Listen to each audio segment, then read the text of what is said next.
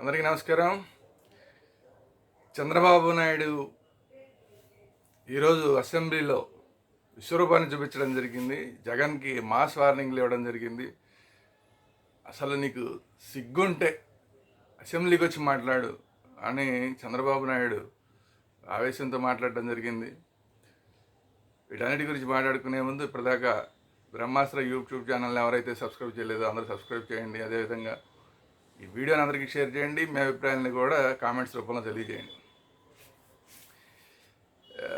నిన్నటిదాకా ఢిల్లీలో జగన్మోహన్ రెడ్డి ఆంధ్రప్రదేశ్లో ఏదో అది జరిగిపోతుంది, ఇది జరిగిపోతుంది, ఘోరాలు జరిగిపోతున్నాయి, హత్యలు జరిగిపోతున్నాయి, చాలామందిని ఇబ్బందులు పెడుతున్నారు అని చెప్పి ఢిల్లీకి వెళ్ళి ధర్నా చౌక్ దగ్గర ధర్నా చేయడం జరిగింది, జంతర్ మంతర్ దగ్గర.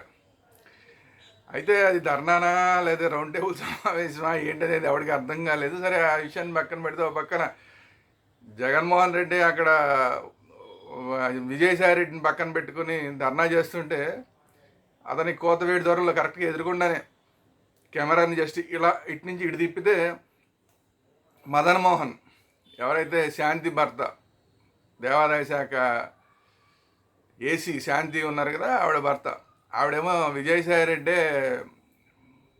నా బిడ్డకి తండ్రి, అంటే మా ఆవిడికి పుట్టిన బిడ్డకి తండ్రి అని చెప్పి ఆయన పక్కన ఎదురుకుండానే ఇదే విజయసాయి రెడ్డి గురించి మాట్లాడుతుంటే పక్కన జగన్మోహన్ రెడ్డి ఏమో అదే విజయసాయి రెడ్డి పెట్టుకుని ఏదో ధర్నా అది ఇది అంటే మొత్తం అంతా అసలు ఇక్కడ వాతావరణం అంతా కామెడీగా అయిపోయింది.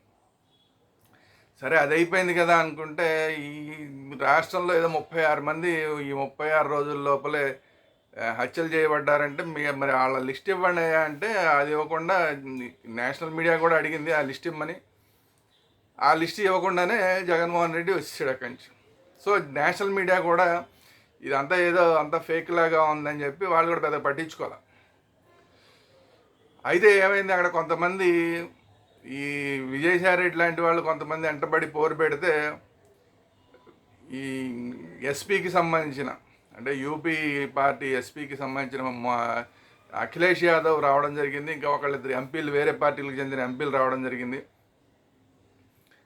ఆ తర్వాత జడ్జి రామకృష్ణ లాంటి వాళ్ళు, లోకేష్, అది ఎవరైతే ఎస్పీ నాయకుడు ఎవరైతే వచ్చారో ఆయన దగ్గరికి, మిగతా వాళ్ళందరి దగ్గరికి కూడా వెళ్ళి ఆంధ్రప్రదేశ్లో వాస్తవంగా ఏం జరిగిందన్న తర్వాత వాళ్ళు కూడా అనవసరంగా వచ్చాం మనం ఇక్కడికి అనుకోవడం జరిగింది. అయితే వాళ్ళు రావడంలో కూడా ఇక్కడేదో జగన్మోహన్ రెడ్డికి సపోర్ట్ చేద్దామని కాదు వచ్చింది.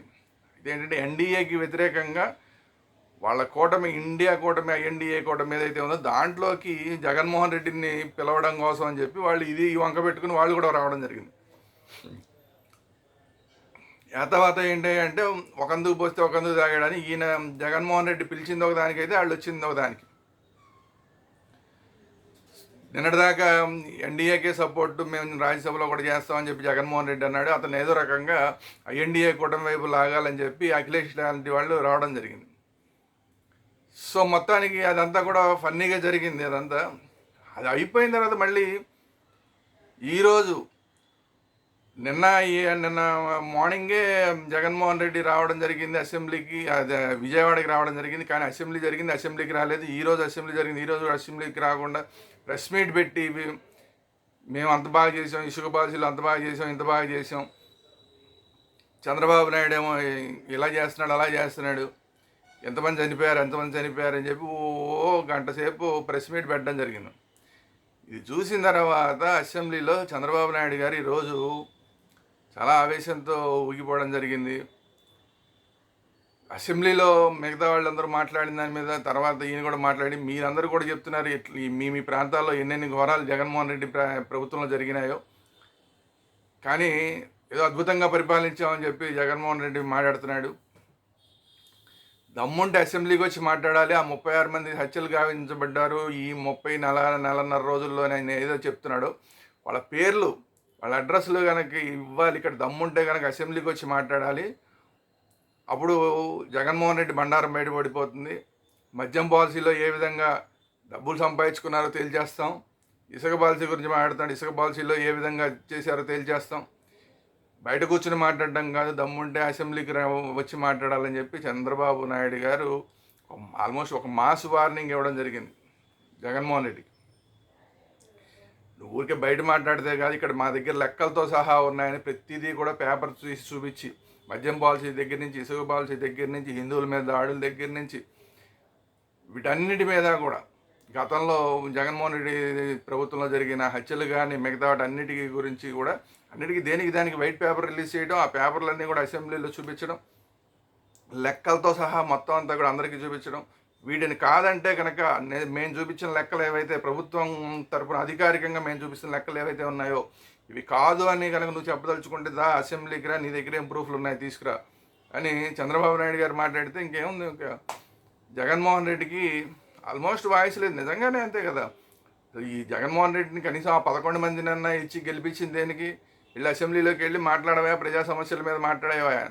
ప్రజా సమస్యల మీద మాట్లాడడానికి అసెంబ్లీకి వెళ్ళలేని వాడు నాకు ప్రతిపక్ష హోదా కావాలని చెప్పి కోర్టుకు వెళ్తాడు. ఏం ప్రయోజనం? కోర్టుకు వెళ్ళి ఏం ప్రయోజనం? నువ్వు ఊళ్ళోనే ఉంటావు, అమరావతి దగ్గర విజయవాడలోనే ఉంటావు, నువ్వు అసెంబ్లీకి రావు. అలాంటి వాడికి నీకు ప్రతిపక్ష హోదా ఇస్తే మాత్రం ఏం ప్రయోజనం? ఖచ్చితంగా ఎదురుగా అది ప్రతిపక్ష హోదా వచ్చే అవకాశం లేదు. ఈయనేమో ఏదో రకంగా ఆ అసెంబ్లీకి వెళ్ళకుండా తప్పించుకోవడం కోసం ఓ రోజు ఢిల్లీలో, ఓ రోజు ఇంకో చోట, ఇంకో రోజు ప్రెస్ మీట్ పెట్టి ఇట్లా పాపం నానా తిప్పలు పడుతున్నాడు. సో నిజంగా కనుక జగన్మోహన్ రెడ్డికి ఏమాత్రమైనా చంద్రబాబు నాయుడు గారు చెప్పినట్టు పౌరుషం, ఇంకా ఆయన చంద్రబాబు నాయుడు గారి భాషలోనే సిగ్గుంటే, లేదంటే దమ్ము ఉంటే, ధైర్యం ఉంటే, అవన్నీ ఉంటే, నిజంగా ఆయనకి ఉంటే, చంద్రబాబు నాయుడు గారి భాషలో ఉంటే కనుక నిజంగానే ఆయన చెప్పినట్టు అసెంబ్లీలోకి వెళ్ళి మాట్లాడాలి. అంతేగాని ఈ ప్రెస్ మీట్లు పెట్టాలు, ఢిల్లీ వెళ్ళి డ్రామాలు చేయడాలు, వీటి వల్ల ఏమాత్రం ఉపయోగం లేదు.